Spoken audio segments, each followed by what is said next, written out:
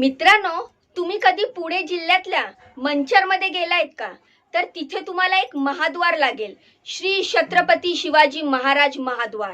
किल्ल्याच्या दरवाजासारखी रचना आणि त्याच्यावरती छत्रपती शिवाजी महाराजांचा अश्वारूढ पुतळा, अशी या महाद्वाराची रचना आहे.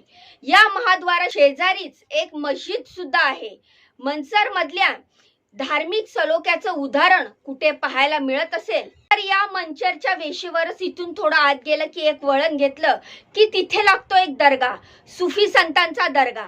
पण सध्या या दर्ग्याच्या भोवती पोलिसांचा बंदोबस्त तैनात आहे.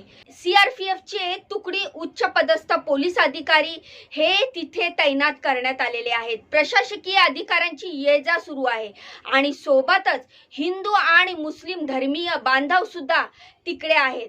तर आता जमावबंदीचे आदेश आल्याने गर्दी काहीशी पांगलेली आहे. पण इथल्या परिस्थितीत काहीसा तणाव आहे. लोकांमध्ये चर्चा आहे या दर्ग्याखाली मंदिर असल्याची. या सगळ्या चर्चा सुरू झाल्या, हा बंदोबस्त वाढला तो एका पडलेल्या भिंतीमुळे आणि त्या खाली दिसलेल्या एका भुयार सदृश्य बांधकामामुळे.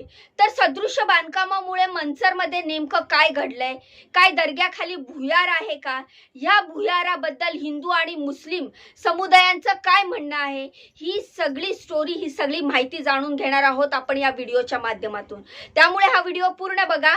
पुण्यातील मंचरमध्ये घडलेली ही घटना आहे, तर ही माहिती पूर्ण बघा. व्हिडिओला लाईक करा, चॅनलला सबस्क्राईब करा.